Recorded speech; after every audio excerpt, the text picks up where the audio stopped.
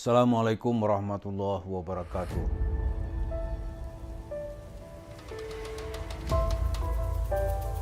Pemirsa,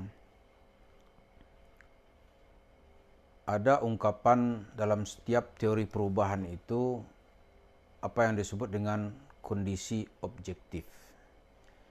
Jadi kondisi objektif itu misalnya gampangnya begini, buah itu kalau matang maka dia akan jatuh sendiri gitu. Misalnya durian itu kalau udah matang dia akan jatuh sendiri.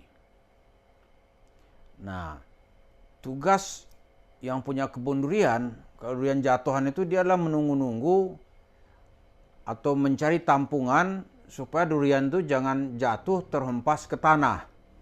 Kalau durian matang jatuh terhempas ke tanah, maka harus cepat-cepat dijual atau digunakan dimakan dan digunakan untuk yang lain. Sebab itu kondisi sudah matang.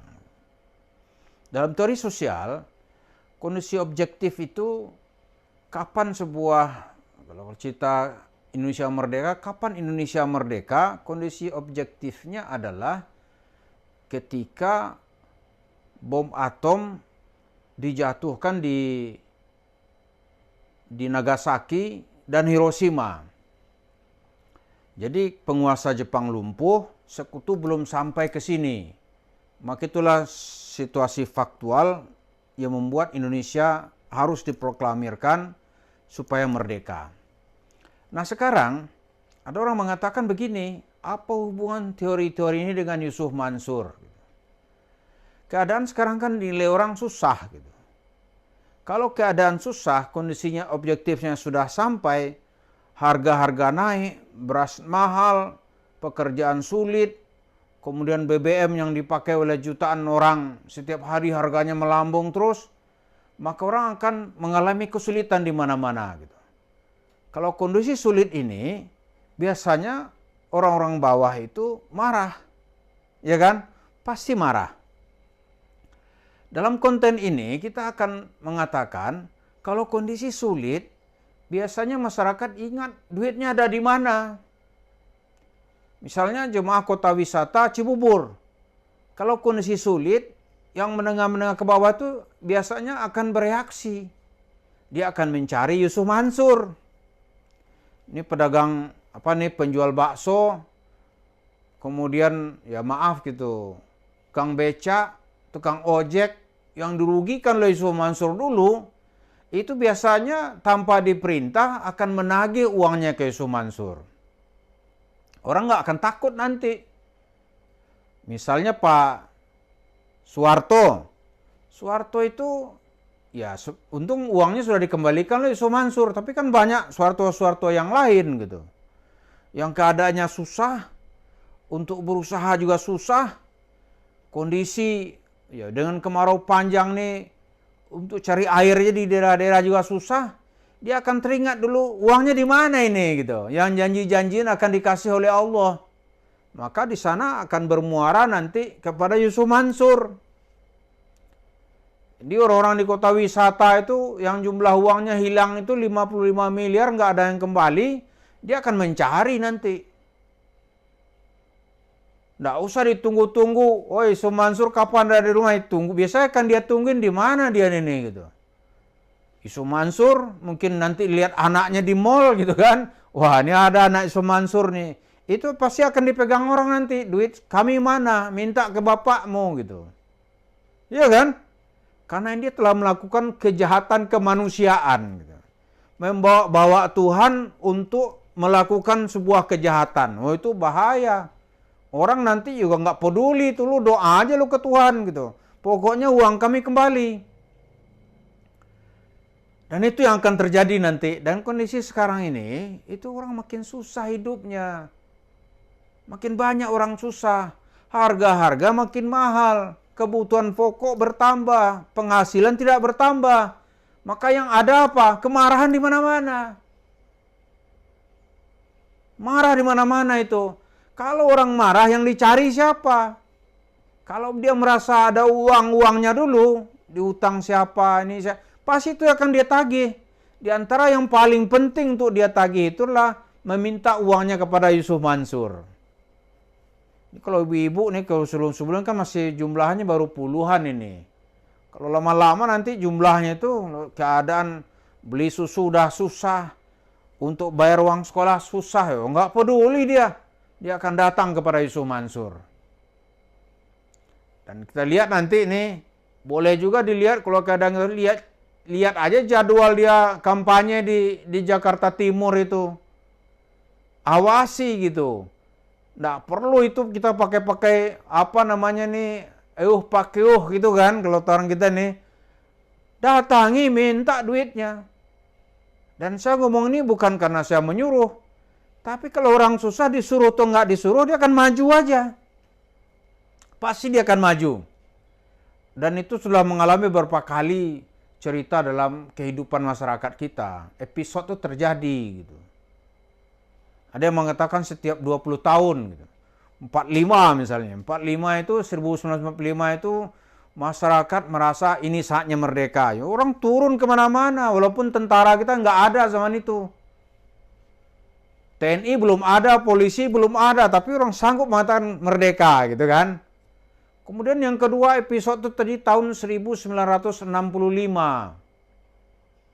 1965 itu ya orang juga turun ke jalan-jalan mengatakan bahwa G30 SPKI itu bertentangan dengan kehidupan berbangsa dan bernegara kita.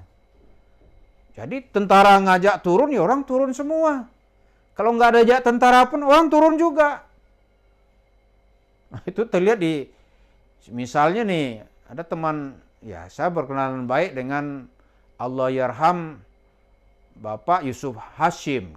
Yusuf Hashim sebagai ketua Ansor di saat itu. Dia bilang kami tidak menunggu instruksi tentara.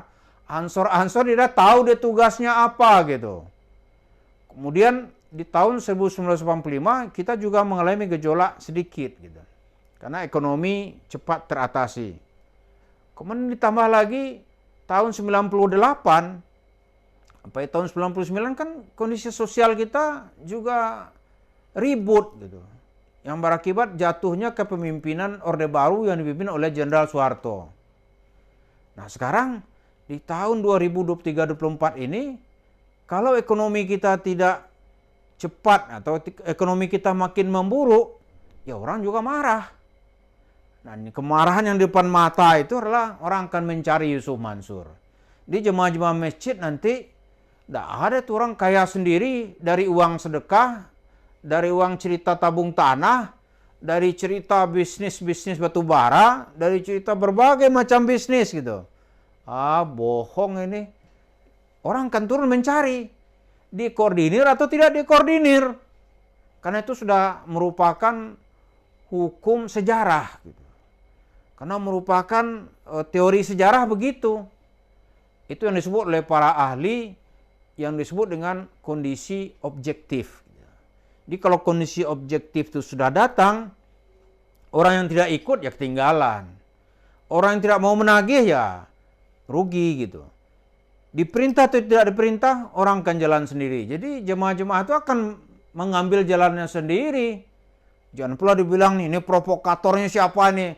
Nggak ada, nggak perlu provokator gitu-gituan. Kalau hidupnya susah, siapa yang provokator? Kesusahan itu provokatornya. Nggak perlu ada nih, aktor intelektualnya siapa ini? Nggak ada aktor intelektual. Dia menjadi intelek sendiri. Orang-orang itu tahu apa yang dilakukannya. Maka perlawanan atau orang-orang mencari Yusuf Mansur sekarang ini bukan makin melemah, malah makin menguat. Misalnya lihat nih, wah ini Yusuf Mansur di mall nih lagi baca salawat. Aneh salawatin, pasti dipegang orang. Pegang dulu, minta duit gitu. Wirda Mansur, dilihat Wirda Mansur lagi shopping nih. Di mall Indonesia misalnya nih. Atau dia lagi shopping di Singapura, turun di airport, pasti itu. Jadi hati-hati itu. Mansur dan keluarganya muncul-muncul loh, bahaya. Orang keadaan makin susah, Anda berurusan dengan banyak orang. Jangan bilang nih aktor intelektual, siapa di belakang ini, mau Anda laporin, silakan gitu. Orang susah itu ya dia ingat duitnya di mana ini gitu. Di mana duitnya? Duitnya yang pernah Anda lakukan, Anda turun ke daerah, itu bagi marbot masjid, duit 10 juta, duit 20 juta dia jual motor, oh itu dia ingat terus, nggak mungkin itu dia bisa lepaskan gitu.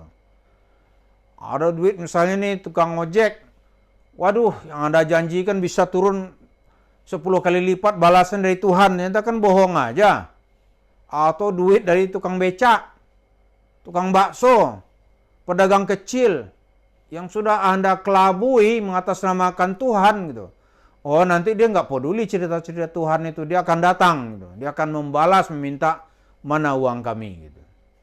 Jadi itulah kalau keadaan makin susah kita semua harus waspada karena kesusahan itu akan membuat orang bertindak di luar nalar gitu.